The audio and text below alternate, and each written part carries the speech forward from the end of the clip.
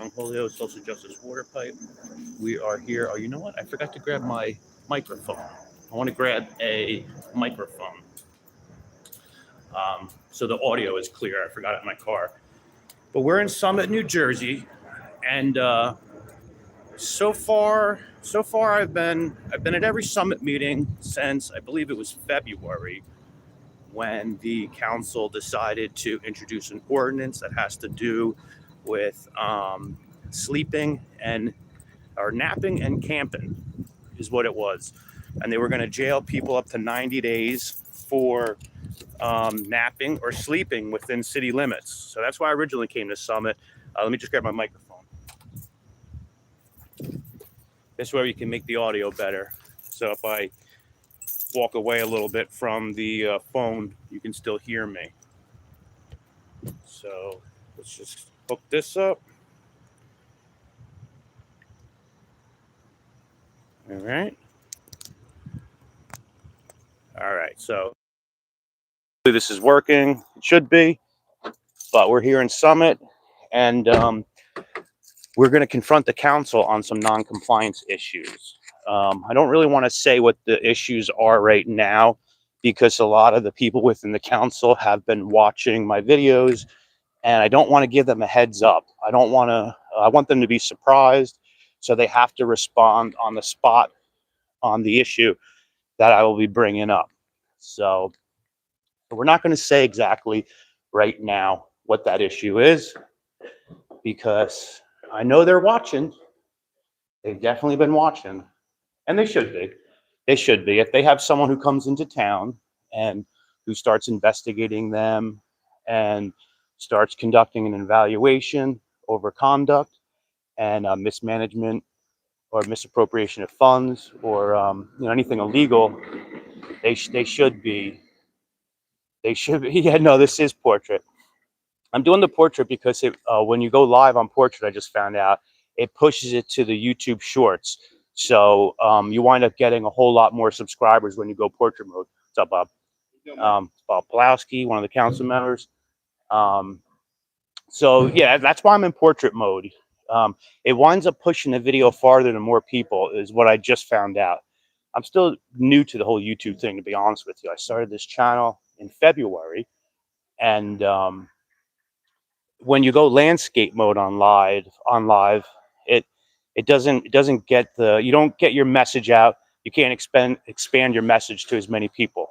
Um, Apparently you get better monetization when you go landscape mode, but I'm not even interested in monetization. I have a full-time job. I've had a full-time job my whole adult life. A lot of people that do this kind of stuff, whether they're First Amendment auditors or whoever, people always say, "Oh, get a job." I the real issue is I don't have enough time on my hands because I am full-time employed and I have been my whole adult life. I don't have the time to actually properly investigate these towns the way I wish I could. Um, Life is all about balance and whatnot, but one of the things I want people to understand when watching my videos and everything is take part in local government. Go to your council meetings. Go to neighboring towns if you want. If they're talking about issues that you think affect your neighborhood or your municipality or even on a state level or a federal level, go to that town. Speak out. Go to the council meeting. Ask questions. Ask the questions that nobody's asking themselves. That's why I'm a non-resident. I don't live here in Summit. But when I came here and they introduced the ordinance for napping and sleeping and it being a $2,000 fine and 90 days in jail for homeless people, that's not an issue that just affects Summit. That affects neighboring towns. It affects all the towns across the state. And it's also a federal issue. If you've been following a lot of how this stuff takes place in the timeline of it, Tom's River, they just did a very similar thing, and they passed it here in Summit last minute before the ordinance was tabled initially. They got rid of the napping portion. You know, uh, napping is a human right. So I think it's egregious to say that we're going to throw someone in jail for sleeping in a public space. You know, should people be sleeping in a public space? Well, no, obviously people don't like that. Obviously people don't want that. But if you're homeless, you obviously don't have a lot of options, and you do need rest, not inner rest. So Tom's River, they just passed an ordinance with almost the same exact language for this napping and sleeping and camping within town, being a 90-day jail going to jail and $2,000 fine.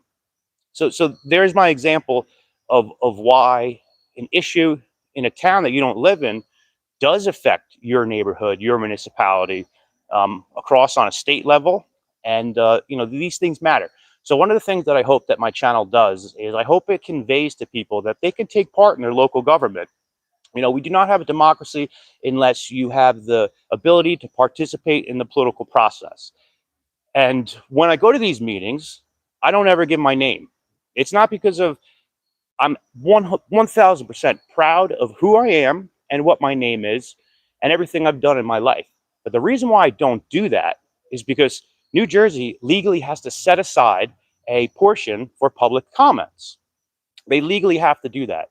Now they can pass rules and procedures on what they determine is an efficient amount of time, whatever it may be.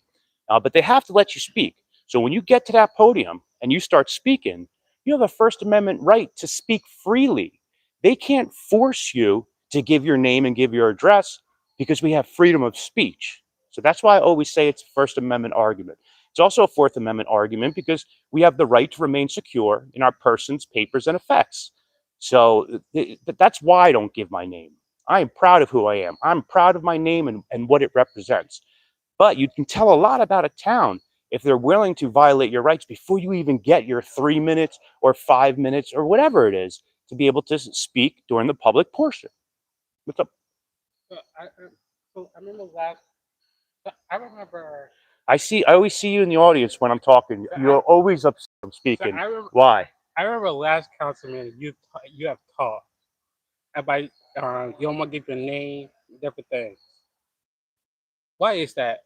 Well, that's what I was just explaining to my viewers. When you get to the podium, you have the right to speak freely. We have freedom of speech. Mm-hmm. So if a council is demanding that you identify who you are, what your identifiable markers are, whether it be name or address, we don't have freedom of speech if they're forcing you to say who you are and what your address is. Now we have privacy rights. Last meeting we have Councilman Boyer saying, "Oh, be careful of what you say on Facebook. Criminals are watching." Mm-hmm. Well, that's another reason to maybe not give your address, don't you think? It's a freedom of speech. It's a First Amendment right. So we don't have to give the right to say our name or address or anything. It's just we are respect. We just give it out the respectful thing. We just want to know like who's showing up. We just want to know like from Summit or not. We just do it. Like if you don't want to give your address, disrespectful thing is like you don't have to say your last name. Well, we just ask like if you say your first name. You don't have to give you don't have to give out your whole name. Like you could walk up to the stand, say your first name, like, hey, this is my name. Or you just give a nickname. Like I could or I could not. Say someone gave you a nickname. Like my name is Joseph. Like, people call me Joe. You could walk up and say, "Oh, hey, I'm like Joe," or say some of your nickname. You only like your first or full name or address. But then being a governing body, right? Yeah. Being that they're the government, we don't have to willingly give up that information. No. And in terms of a distinction between residents and non-residents, I think from the very first meeting when I came here, everybody knew I wasn't a resident. Everybody knew I was a non-resident. So we didn't need to make that distinction. Now, let's be fair. That meeting where almost people all across the state decided to attend because of the homeless ordinance with the napping and the camping, that affected so many surrounding areas on a state level. But that's why a lot of non-residents were there. And I'm taking care of the homelessness right now. I'm on the task force. I've worked with the Mayor Summit on this whole homeless crisis. That's great. That's awesome. And I do believe this is an upscale town. And I do believe in terms of corruption across the state, they're not high on the list. I'm not going to stand here and tell you that this is a council that is one of the most corrupt in the state. They're not. I've saved the EMT department I would say the fire department, without us as our task force, the EMT department has been going to a bunch of to a bunch of homeless calls. The fire department get going to their calls, but we as a community, we came together. Without us, we said don't jail them. We came together as a community and worked together for a solution. I do appreciate that you. And that's what we did. I do appreciate that you are doing that kind of community work. I email them there all the time. Let me ask you a question though, sir, if you don't mind. Joe, you said your name is Joe? Joe, I'm Mike. Nice to meet you. I do want to ask you, I do notice, because I watch back the public recording of all the videos, every time I go up there and I speak, you are shaking your head, you turn to the person next to them, you're saying something, you express a lot of dissatisfaction in the moments that I go to speak. Would you like to just expand on why that is? It's just because it's just the way you act. Just that's the way you act. It's just the way the way you go at it with the lawyer. It's not. No, it's not about. It's not about me trying to come off as a lawyer. I'm not a lawyer. I know our lawyer. About the, do you know why that is? It's just because you don't want to give out your name. Just because they. The last meeting that I was at where I stopped giving my name was on January 23rd, 2023. This lawyer, Mr. Giacob, he's also the attorney in Madison, right? There was a woman going up to the podium and she wanted a moment of silence for two of her friends who died of an opiate overdose. And she just said, I just want a moment of silence. He cut her off during her moment of silence. He did it twice. He did it twice. But from that moment on, I decided if they're not willing to give the respect and the courtesy to a member of the public during their time at the podium, while they have freedom of speech, well, then I'm not going to give that courtesy back. It's not about disrespect. I remember last meeting you talked about you want that's 3 minutes. You want more time up there. I think it's a slap in the face. They only give us 3 minutes. If the council cares about the residents, shouldn't they give them a fair opportunity to state things? There's things I want to congratulate them on. There's things I want to appreciate publicly on the public record, but I can't even do that in 3 minutes because it's such a limited amount of time. In terms of how New Jersey sets aside their public portion time, this town is one of the lowest minutes that you get. And I think it's egregious. How much time would you like to have? I think 5 minutes is more fair. 5 minutes? Yeah. Well, I would argue 6 minutes, hope to get 5. How much time? How about this? After this council meeting, I will talk to the mayor personally, and Mike personally, on an email. I would love that. And I will talk to him, ask him to sit down, me and them to sit down, and I'll see like what we could do to get more time for the community to go out there and speak instead of 3 minutes for everyone to say we get them the freedom of speech to do whatever they want, to get out. Instead of them feeling rushed. I personally would appreciate that, and I wouldn't try to compel you to do that for me, but for the residents, and that's what the residents of Summit to be heard fairly. I would do that, but we got to get through this council meeting first, and then I will take care of that tomorrow. I appreciate that very much. Email, and I'll sit down with them, and I'll talk to them about that, and see what we can come up with. I appreciate that very much. I want to make Joe's on a mission right there to help me out with giving Summit residents some more time to speak. I think that's great. 3 minutes is not enough. I want us to be on the right page. I want everyone. We're all a community. They might not be from the same town, but we all live in New Jersey. Exactly. We don't have to give our name. We don't want to. We can't force people to give out their name. I may not live in the town that you live in, but I am your brother, and we all share in the same common bond, which we are citizens with the right to speak freely.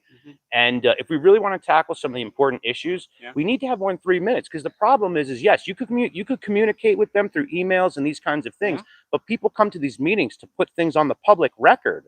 And unfortunately, they're cut off at 3 minutes. There was only one time where I seen a gentleman go past 3 minutes, and that was 2 meetings ago. A resident, Danny Jackson, who's the former township manager of Mount Holly, they let him go for 4.5 minutes. 4.5 minutes. Why?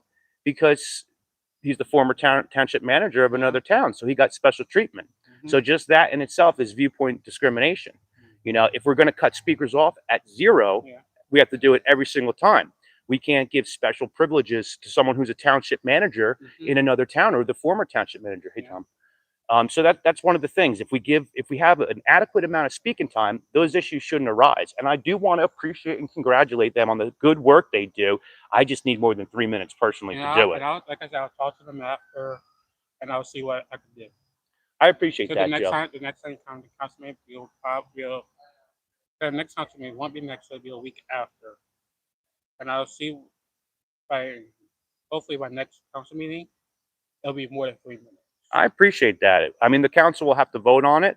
It'll have to be put out for an introduction. They'll have to vote on it as the ordinance is written. But that council meeting, it should be, hopefully they'll have an ordinance where they can vote on it and have the public come up and speak. I do want to mention this to you, since I got you here and we're talking. The way that the ordinance is written is it's 3 minutes per person, unless deemed appropriate. So there is some special language in the ordinance that allows the presider over the meeting, which is Councilman Mike McTurnan, Council President Mike McTurnan. He essentially has discretion to give more time to the speakers the way the ordinance is written. So what they'll need to do is they'll need to introduce a new ordinance that has more fair language in it. So there is no viewpoint discrimination. Give people 5 minutes. It's that simple. Because tonight, I think we're starting off. I know how tonight's going. So I think tonight we're starting off talking about the homelessness. Tonight. Okay, excellent. So I think we're starting. I know tonight we're talking about the homelessness. Tonight. Okay, well that sounds great. On an improvement of what we're doing. We're almost at 7:30 right now, so I'm gonna end this live stream. It was nice chatting with you, Joe. I do appreciate you. I'll see you inside. If you ever have any questions about what you need, let me know, and I'll hopefully talk to them. I appreciate that very much, though. Very nice gentleman. Very nice gentleman. See, now I'm not in front of a governing body, so I have no problem telling him my name. I tell him, hey, my name's Mike. But when I get up to the podium, you're not going to get my name from me. You're not going to get my address. It's not about disrespect. It's not about lack of courtesy. Okay, I've learned to not trust people over the course of my life. And especially these people with these suits and ties who have these governmental positions, they're the ones who lie to you the most. They lie to you the most. Okay? So, I don't buy it when it comes to the argument. I reject the premise that it's a respect or lack of respect or a courtesy issue. Because basically what you're saying is that I don't have common courtesy to give my name and my address. No, I have a First Amendment right to speak freely. I have a Fourth Amendment right to not give my name and address, to remain secure in my person's papers or effects. These are the basic things, but I've been on them about this time limit issue, raising it up to 5 minutes, something more adequate for the people to be able to get out what they want to say. Some people have disabilities and they don't speak as fast too. So they wind up having a more difficult time. Some people have tougher times gathering their thoughts. 3 minutes is a slap in the face. And everything in government and politics is all about the presentation. It's all about the performance of things. So let's present to the public that we actually care about what the residents and what people who come to a meeting want to say. And I'm not lying when I say that there's things I want to appreciate and congratulate on, but I'm not going to waste my 3 minutes. I'm not even going to take 10 seconds to do that. Maybe I will. It depends. There's something I do want to appreciate them for tonight, but I'll have to see how I feel by the time that comes. A lot with this meeting is going to dictate how that transpires. All right, so it's 7:20. We still have 10 minutes before this meeting starts. When in about 5 minutes, I'm going to end this live stream, and then I'm going to start it back up when we get inside the meeting, and the meeting is called to order. But while I got you guys here, just a couple of things I want to mention. One of the things that I hope that my channel conveys to people is to take part in government. I love how First Amendment auditors go into public buildings and they test the system to see if people tell them they can't film and this. And I love when people do that. I've done it a couple times, just recently with a group of auditors. That's not something that I typically do. I like going to council meetings and I like confronting local politicians because it's so easy to engage with them because they're available when you're there in front of their face. And to tell you the truth, they're at the top of the food chain, and they don't really like cameras either. They really don't. I would rather confront them and confront them over issues that have to do with public interest. and everything like that. So let me just read some of these comments here. No one cares about your whining. Okay, thank you, I appreciate that. Randall Boyer, I don't know. He sounds like a typical politician. Tell you whatever you want to hear to your face. I like that. Um, what else we got? You just need to give that Addy up, bro. Okay, I appreciate that. Touch you. Not sure what that means. You was in that live. Not really sure. I'm lost in the sauce. I would say you're lost in the sauce here. Follow my channel. If you go on my YouTube account and you look at some of the stuff I've been doing, you look at my videos, you'll get a better idea. If you're watching for the first time, I'm sure you're lost in the sauce. What else we got here? Dude's out of touch with reality. I don't know if you're referring to me or the gentleman that I was speaking to. Either way, I appreciate your comment. Thank you for watching. Next, it will be 30 seconds to speak, then jail for falling asleep in church. Yeah, it's it. 3 minutes is crap. 3 minutes is absolutely crap. Brandon Mitchell, what up, brother? Love Brandon Mitchell, good dude. Love you, dude. Not a dig at all. Definitely not a dig. Love you right back, brother. Gilly Kennedy, I appreciate you as well. Appreciate you as well. What else we got on here? I never do this during a live. I never look at the comments. Ew, what's up, my dude? Hey, what's up? What's up? Stream is cutting out. That sucks. Can't do anything about that. All right. Joe would probably just give up all his rights. Yeah, I don't want to say anything bad about Joe because he was nice enough to engage and conversate. But I had to ask him why every time I speak at the podium, he's lowering his head, he's shaking it, he's turning to the guy next to him, he's saying things. You know, I watch all these meetings back on the public recording, and I can very much tell who supports my presence at these meetings and who doesn't. And there's very few people who support my presence. But that's okay because they know that I'm there to confront them over non-compliance issues, over things that oh, check this out. Well, no, I can't say it. I can't say it because, well, they're on the council right now. This meeting's about to start, so I doubt anyone's watching this. But I do have a complaint that I'm going to be filing tonight. They absolutely did not follow state law at the last meeting. I watched it happen in live. I didn't want to say anything because I wanted them to vote on it. But they did something that is absolutely against the law. So stay tuned. You're going to see that. I have a formal complaint that I will be filing. And just so anybody's aware, if anyone in government or a public entity or whatever does something to violate your rights or anything, I mean, you can always file a lawsuit, but you have a 90-day window to file a tort claim. And I kind of have a bad habit of filing that tort claim right around day 84, day 85. I like them to think that they just scathed the window. And does a tort claim absolutely mean that they're going to do anything about it? No, it doesn't. And just so you're all aware, most towns in New Jersey, if you print out a tort claim and you follow the procedural steps as to what they're expected from you to properly file a tort claim, they will not send it to the JIF. They will not send it to their insurance carrier unless you go to the town hall yourself and pick up the paperwork.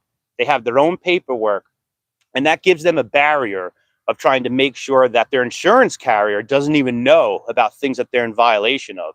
So if you ever want to file a tort claim, make sure you contact that township and ask them yourself. Call up the city clerk and find out, do I need to fill out any official paperwork, any official packet? Because otherwise, you'll think you submitted a tort claim, and it won't even get sent to the JIF. It won't even get sent to their insurance carrier. I listen to you speak very often. No one should be shaking their heads. Thank you. Well, that's the thing, because honestly, am I here fighting for my own rights? Yes. Am I here? Does that actually wind up fighting for other people's rights? Yes. It sure does. We also have a thing, and I'm going to say this one last thing before we wrap up here, but we also have a thing in New Jersey called Daniel's Law, right? Daniel's Law is a law that was created to protect the identity and the addresses of politicians, police officers, judges, and so they don't have to give their address, right? Now, the weird thing about this law is, now, if you rebroadcast someone's address who's protected on that list, you can be held liable. They can sue you for doing so. So what's weird is you can't have access to that list because they mask their identity. You don't know who's on that list or who isn't. So when these township rebroadcast these meetings, if someone is protected under Daniel's law and they rebroadcast their address, essentially they could be held liable. Now, obviously, it probably wouldn't hold up in court because they willfully gave up their address.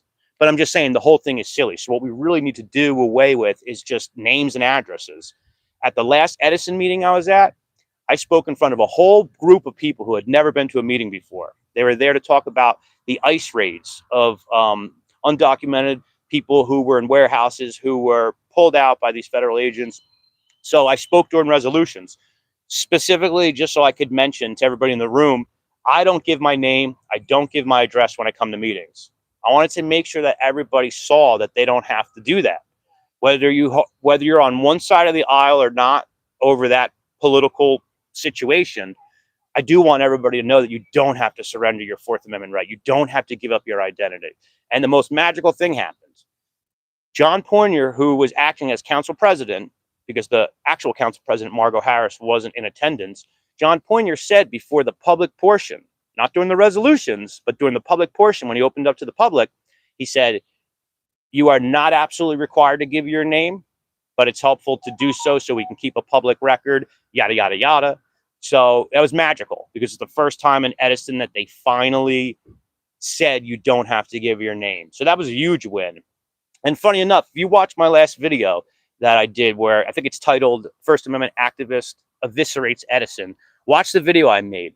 There's a woman who speaks after me and she says, I would like to remain anonymous. Boom. Huge win. You all have no idea how happy that made me feel. Huge win. Had she not known that she had the ability to do that, she would have given up her address. She would have given up her name, or she might not have even have spoke because she may have felt like that wasn't an option. So this is why it's very important to educate people. And the more people who are educated about their rights, the better off we all are. And the more difficult it is for these people, these bad actors in politics, to violate your rights. So that's about it. So what we're going to do, well, let's read a couple more last minute comments. Daniel's law protected the chief of New Brunswick who was working with his, yes. And in fact, that chief of police in New Brunswick, yes, that was Charlie Craddock, Charlie, why do I always mess his name up? Charlie from New Brunswick Today, Craddock. That was Charlie. He was the one who they sent a cease and desist letter to. And his case went all the way up to the Supreme Court. You know, when it goes to the Supreme Court, it takes a long time for them to actually come back with their ruling.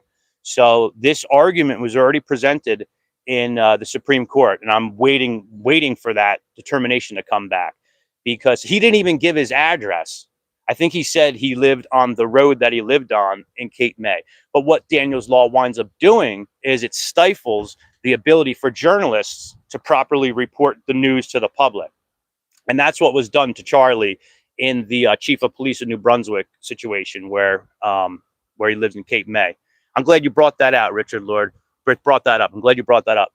And Charlie, man, he's a great guy. You know, he's one of the best in the game. You know, he's always he's very respectful, very low key, and he just does good work. He does really, really good work. Proud to say he's a friend of mine, and yeah, really good dude or whatever. And Richard Lord, is that Richard Lord from Edison, civil rights activist? I'll bet you it is. I'll bet you it is. I love him. I love you, Richard Lord. You're one of the people I've paid attention to. I've seen you speak in Edison. Great testimony after the January 1st thing with the bus and the Edison train station, all that stuff. Yes, that's it right there. I'm from Earth. I'm an Earthling. My man. Love him. All right, so we're gonna end this stream right now, and we're gonna go inside and we're going to confront Summit over their non-compliance over what took place at the last meeting. I'm gonna submit a formal complaint, and that's that. And if you guys follow me on my Facebook, It's my regular name. I've been making a lot of music videos about all the towns that I've been going to.